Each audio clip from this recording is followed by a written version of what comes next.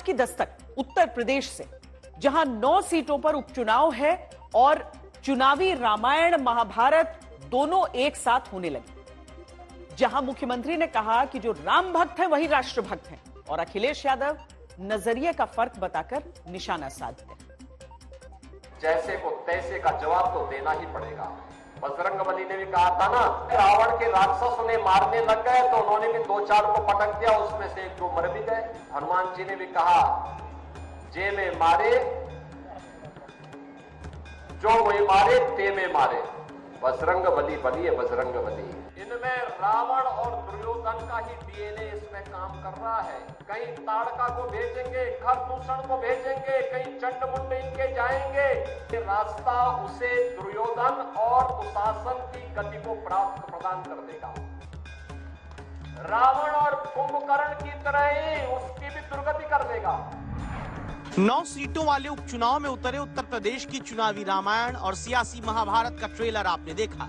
जहां वोटर को बजरंगबली बनने की अपील है, तो विपक्ष की तुलना रावण, कुंभकर्ण, दुशासन, चंडमुंड, खरदूषण, ताड़का तक से की गई। जब बजरंगबली को अशोक वाटिका में फल खाने के लिए गए, रावण के राक्षस उन्हें मारने लग गए तो उन्होंने भी 2-4 को पटक दिया, उसमें से 1-2 मर भी गए। रावण के दरबार में ले गए। रावण ने पूछा कि भाई तुमने मेरे पुत्र को क्यों मार दिया? तो हनुमान जी ने भी कहा, जे में मारे जो वही मारे ते में मारे। यानी जिसने मुझे मारा है मैंने उसको मारा है। हनुमान जी की पूंछ पे आग लगाई तो उन्होंने पूरी सोने की लंका को ही भस्म कर डाला। बहनों और भाइयों, बजरंगबली बलिए बजरंगबली। आदर्श राष्ट्रभक्त भी, जो राम भक्त होगा वही राष्ट्रभक्त भी बन सकता है। अयोध्या में उत्तर प्रदेश के मुख्यमंत्री ये बयान क्यों देते हैं? क्या इसलिए क्योंकि योगी याद दिलाना चाहते हैं कि राहुल गांधी और अखिलेश यादव अब तक राम मंदिर दर्शन करने नहीं पहुंचे? योगी आदित्यनाथ का जोर इसीलिए इस बात पर दिखता है कि राम भक्त ही राष्ट्रभक्त बन सकता है। साधु संतों को हमारा प्रणाम। साधु संत हमें भी बुलाएं बहुत जल्दी तो हम भी दर्शन कर लें उनके, साधु संतों के।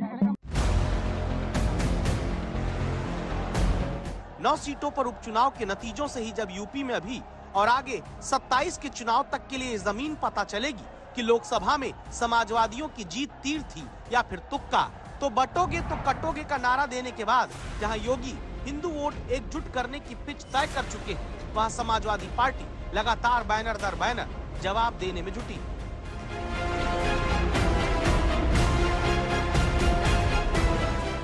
जुड़ेंगे तो जीतेंगे, न बटेंगे न कटेंगे। 2027 में नफरत करने वाले हटेंगे, हिंदू मुस्लिम एक रहेंगे तो नेक रहेंगे। 9 का संदेश, 27 का जनादेश, पीडीए के अखिलेश, 27 के सत्ताधीश। सियासत में योगी का नारा वैसा बन चुका है जहां जवाब देना विपक्ष की मजबूरी है। अखिलेश यादव नजरिए के हिसाब से निशाना साफ कर लेते हैं, जिसका नजरिया जैसा उनका नारा वैसा। इस बार पीडीए लोगों को जोड़ेगा। पीडीए की बढ़ती हुई ताकत से बीजेपी घबराई हुई है। दरअसल लोकसभा चुनाव में बीजेपी के जाटव छोड़ अन्य दलित और पिछड़ों में यादव, कोयरी, कुर्मी के अलावा अन्य ओबीसी वोट में कमी आई। इसी के बाद योगी लगातार जाति के नाम पर बांटने की बात करते हुए विपक्ष को चुनावी रामायण और सियासी महाभारत में बांटने वाले हर खलनायक के भेष में बताते हैं। बांटने वाले तत्व, इनमें रावण और दुर्योधन का ही डीएनए इसमें काम कर रहा है। ये वही काम कर रहे हैं जो त्रेता युग में रावण ने किया था। और याद करना, जब भी आप इन लोगों को बांटने वाले तत्वों को धोखे से अगर मौका दे दिया, ये फिर वही काम करेंगे, गुंडागिर्दी का, अराजकता का, दंगा कराने का। कहीं ताड़का को भेजेंगे, खरदूषण को भेजेंगे, कहीं चंडमुंड इनके जाएंगे। सनातन धर्म और भारत को एक दूसरे का पूरक बताते हुए योगी आदित्यनाथ क्या इन शब्द बाणों का इस्तेमाल करने के पीछे कोई खास वजह रखते हैं? सुरक्षा में सेंध लगाएगा तो राम नाम सत्य है की तरफ चला जाएगा। अगर कोई किसी बेटी पर हाथ डालेगा, किसी रात चलती हुई किसी बहन पर की इज्जत के साथ खिलवाड़ करेगा, तो उसे भी मालूम है कि ये रास्ता उसे दुर्योधन और दुशासन की गति को प्राप्त प्रदान कर देगा। रावण और कुंभकर्ण की तरह ही उसकी भी दुर्गति कर देगा।